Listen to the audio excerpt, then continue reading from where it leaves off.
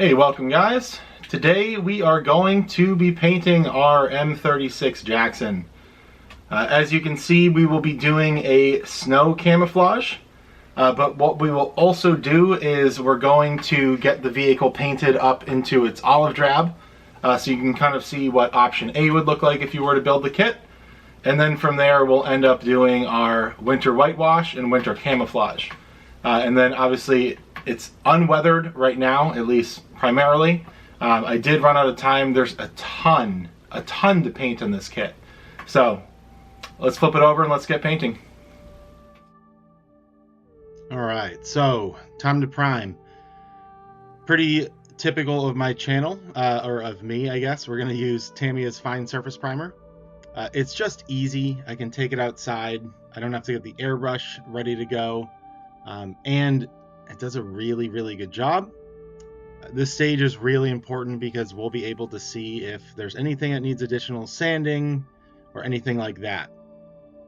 And then we'll begin kind of disassembling or deassembling the kit and getting the tracks off and everything like that to make painting easier.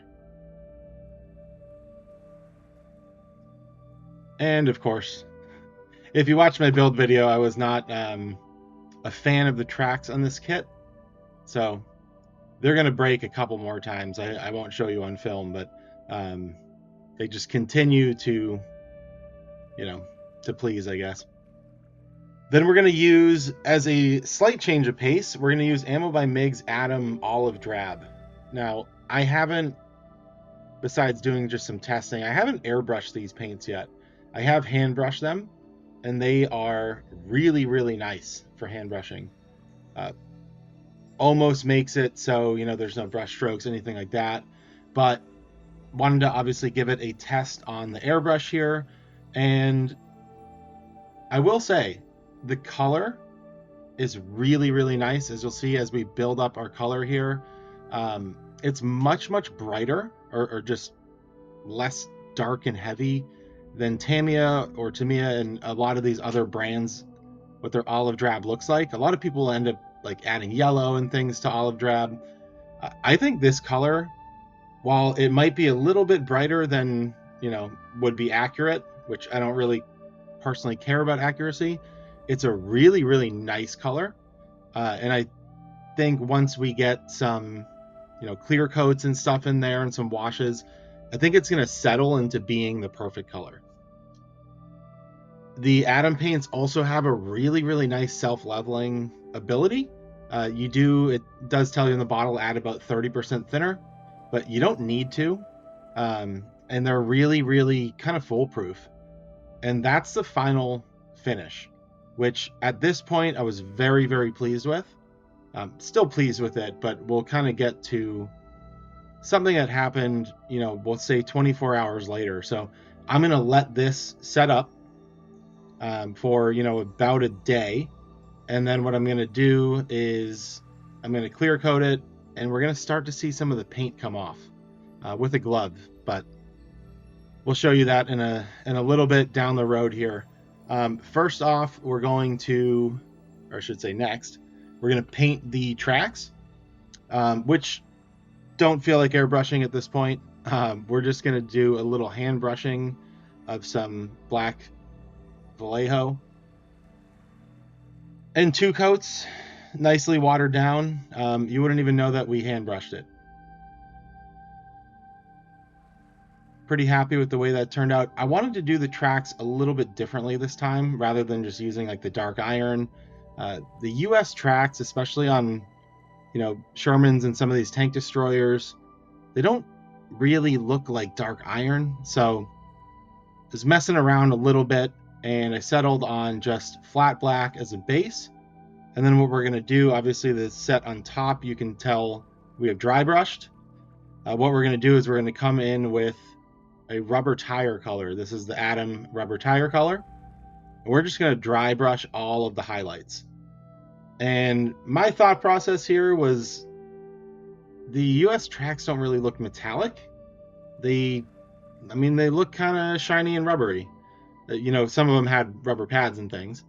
So figured, why not? Let's see how this looks. And I'm actually really happy with the way that that it worked out. I am going to go pretty heavy with the dry brush, similar to like if you're painting a 50 cal black and then doing a gunmetal dry brush. I like to kind of have the dry brush spill over a little bit and kind of blend with that other paint. Then we do have some road wheels, which the groove is big enough. I was able to paint them in about what seemed like 2 seconds here with a AK Interactive paint marker and just a little spin of the wheel. And that's like the rubber black or rubber tires color marker. Really, really easy there. And then we're going to do the grousers and the spare tracks in the same exact way that we did the tracks, on the bottom of the kit. We're going to paint them up in flat black. Once that dries, we're going to come back and we're going to do some dry brushing over the top to kind of bring out the details and, again, make them not just look black, but make them kind of look like a little rubbery, a little shiny, a little bit of worn metal kind of thing going on.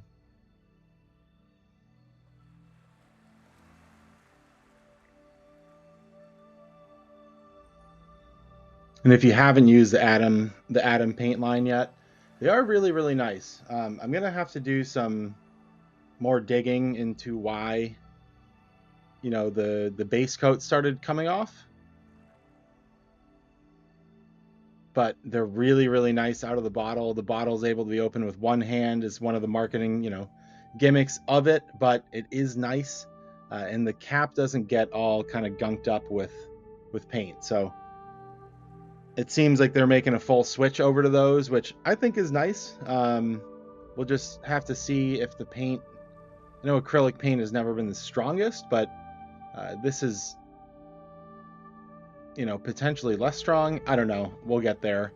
Anyways, time to paint inside the turret ring or fighting compartment and the sponsons here. So obviously, this is difficult for me to film. There are things that I will have to paint off camera, but we'll kind of show you at least one step of each thing along the way here.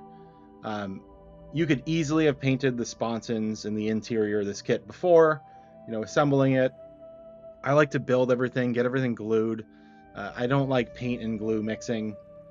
So they're not going to be all that visible.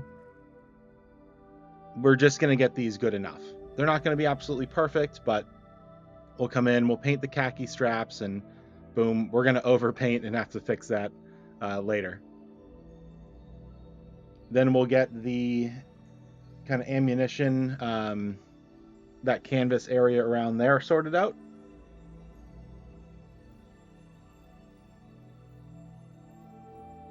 And if you've watched my other videos, you've probably heard me say this is, to me, one of the highlights of the kit. Aside from the vehicle itself, those open canvas bags, we are going to highlight the zipper portion on it as well, with the shell sticking out. It's one of the things that you see when you look at the kit, and it's so well done. There's just barely enough room. As you can see, I did overpaint a little there, but there's just enough room to paint them and get them fixed up afterwards. So really, really nice, and not too much to worry about in terms of fixing it. Then we'll get the tools painted up, which, if you watch my channel, I've never been a glue the tools on the vehicle kind of guy, but I wanted, kind of a uniform look. I am kind of tired of hand brushing the clamps of the tools. It never quite looks perfect. So I think I might have been converted, at least on some of these new kits where the tools do sit, off of the vehicle and they are able to be painted. I think it is really, really nice.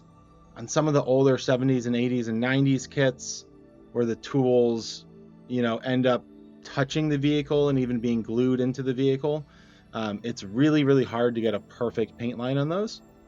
So I guess you'll see me do both here coming up. But we'll get the metal. I'm just going to paint this in like a gunmetal color, all of the different pieces of metal on here. And there you have it. There's where I'm wearing a glove. This paint has maybe not fully cured, but we're going on 24 to 48 hours of time that paint has set up. And I have not touched anything else with that glove. It's perfectly clean. And it's going to continue to happen on this kit as we go. The really, part that makes it just okay is that you can hand brush the Atom paints really well. And we're able to touch that up without having to break the airbrush back out. But it is a little bit concerning. I know when I made the ME410, I believe it was called, the Airfix plane, I don't know, maybe back in the fall, and I hand brushed those Atom paints, they did not like the TS13, or possibly even the TS80, this gloss and clear coat that we put over from Tamiya, which is lacquer and pretty harsh. So I don't know, a little bit more experimenting to do with these Atom paints, but we'll go ahead and we will get the tracks. I'm going to go ahead and super glue them. So you can see they fit really, really nice. Once they're built up, they will, get that last track locked into position really, really well. And then we'll go ahead and we will glue the lower hull together. And since we have that glued together, I've been waiting to insert that little pin just so we could take the top and bottom half off. And we'll get some shells glued in here. This is really, really difficult to film, so I'm just going to show you one. You're going to drop a bunch of these, and it's going to be a little bit fiddly, but you can definitely get them all in there. And once they are in there, they look awesome. Again, easily, I think, one of the highlights of this kit. Fire extinguisher and things like that also do stick out, but fighting compartment's really, really nice in here. And then just to change things up, we're going to paint the stowage in this US field drab color. Normally I would do khaki, but again, I have a lot of models that have khaki backpacks and things, and I know this color might not be accurate, but we'll just get it changed up a little bit here. And I'm going to do these stowage items very similarly if you've watched like how I would do a figure, which we will also be doing the figure from this kit, which turns out to be honestly maybe Tamiya's best figure. Very, very underrated, I think. Not many people really, we're looking at that. The machine gun team and others get a lot of credit, but really, really diluted paint here, maybe 80 to 90% water, aka thinner, to 10 to 20% paint. So treating it almost like a glaze and just building up tons of layers in order to really not overpaint, but try to, catch some of those nice details that we get from these stowage items. Then we're going to do, this is like a beige that we're going to highlight the straps in. It's a little bit bright, but we're going to roll with it. I think it'll end up looking totally fine, obviously, once we get a wash over those stowage items and things. So normally I would use TS13 here, as I'm showing you on camera, which is Tamiya's gloss, which we would do before decals, or decals if you're in the UK.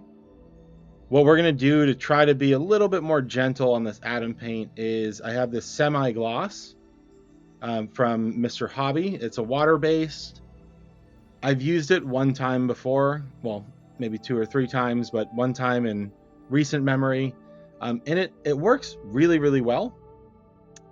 We'll just see how we're going to try to do TS80 over the top, and we're going to see how that works. The Mr. Hobby semi-glosso, it sprays amazingly. If you think Tamiya spray paints spray really nice, the Mr. Hobby one gets the chef's kiss. So I couldn't show putting the details on the fire extinguisher and things in the interior here, trying to get them on camera to show you. It does give some really, really nice detail, but really, really difficult to show. So we'll just show the after. Not a lot of decals in this kit. I think it's honestly like the perfect amount, especially since we're going to do some winter camouflage. And we'll just get our iconic, US white stars here. And I guess when we're building models, it all depends on, the not only the vehicle that we're making, but the fighting group and everything that had that vehicle had different markings. Some of them don't translate all that well, right? Some of these US stars are in 5 different pieces and we have to paint in order to get them on, and they just never look right. This kit, it's perfect. None of them go over any sort of rivets or anything. We're good.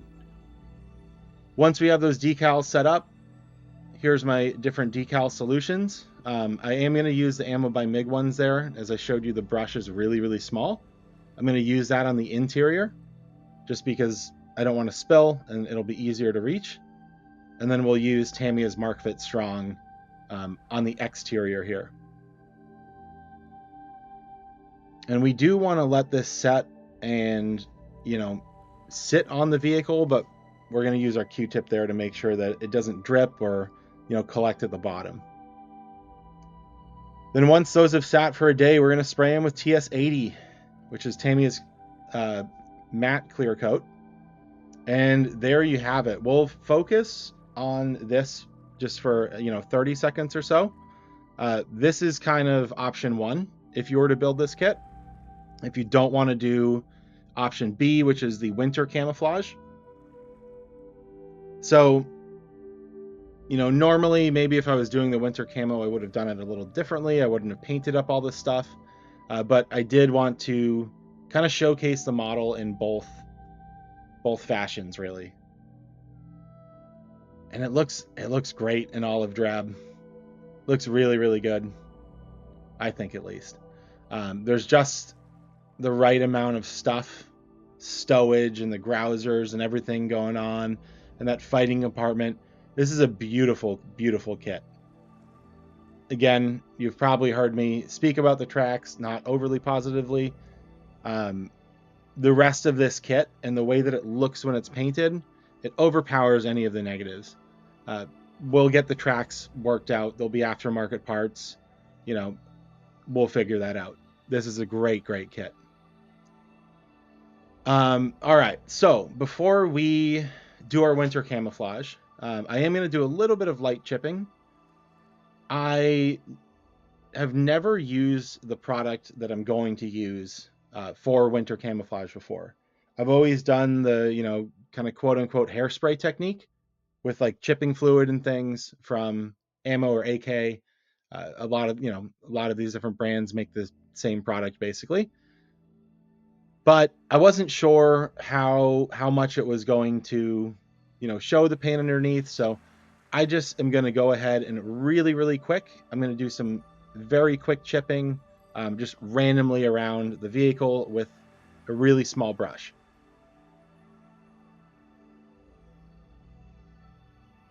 This is definitely not a step that you need to do, but I wanted the tank to look like, not like the camo is fully worn off, but maybe like it was, a month into having that winter camo. So then we'll do some quick dry brushing. If you have not used these products, this is like the Dio product, Dio. Totally unessential. You could just dry brush with paint. Super convenient. Really, really nice if you have it. It's the perfect kind of thicker consistency. It's ready to go out of the tube. So you don't have to put any paint in the palette and clean it up. And I like to use it for things like this when I don't really care about getting tons of chipping in there. I want to just almost highlight the edges and do quick interior work like this. Really, really nice for this type of thing. Just quick dry brush chipping.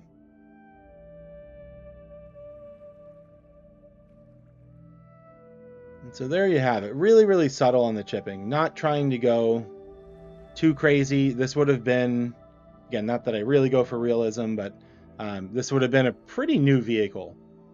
They weren't around for more than 2 years, so want to make sure we don't over chip.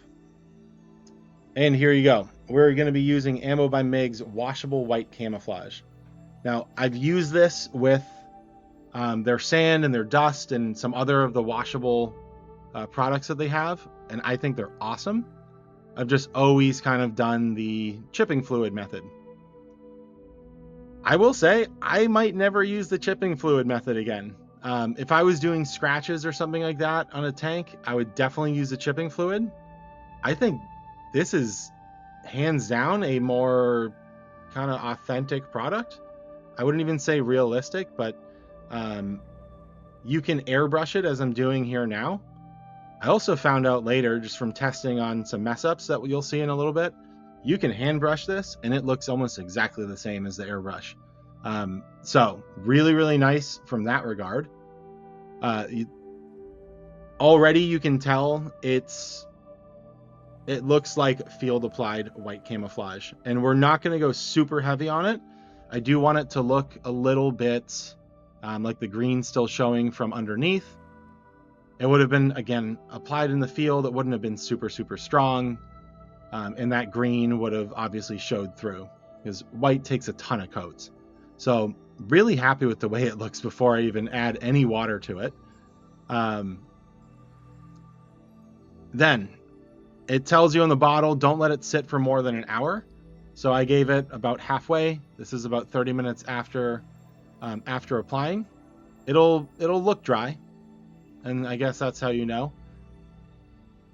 And we're just going to add water to it. You can add water to it and not do anything else, and the force of gravity will bring that water down and bring some of the wash down with it, which I actually think was the better technique.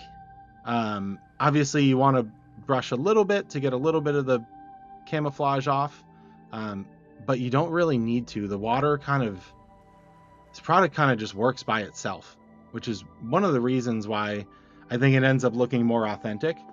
But as much as I'm praising it, not sure why. The right side of the vehicle is going to chip way more than the other side. Which, anytime I've done a winter camouflage, you usually have to do like 2 rounds of it. Just for whatever reason, chipping fluid builds up in certain areas. In this case, I don't know, maybe we went heavier with the paint in this area, or we went lighter. Unsure at this moment. Still looks okay. I just wanted it to look obviously less chipped, and more kind of like the other side. So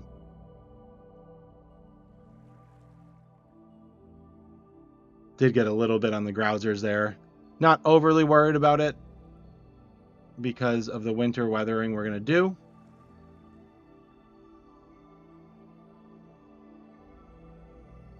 As you can see there, we're doing a lot more kind of brushing on this side than letting the product work.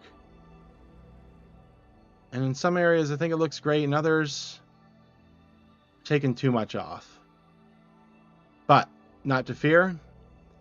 If you brush it kind of over itself again, you'll see you're kind of like staining it, and you can brush this product upwards, and it kind of restains the area. So it'll look like you took, let's say, 50% of the paint off. When it dries, you'll see you only took 70% off, or 30%. You take less off than how it looks when it's wet. So interesting product, definitely something I want to use more and get more and more used to. But really, really just authentic and good looking product. The way I figured out you can use a brush to apply it is I went back and I brushed over some of those big spots that came off on the other side. And when the paint dries, you cannot tell. You can't tell what is airbrushed and what is hand brushed. So again, if you're going for realism and authenticity, I mean, this would have been probably brushed on with a giant mop, like in the field. So the equivalent of the brush that we're using here,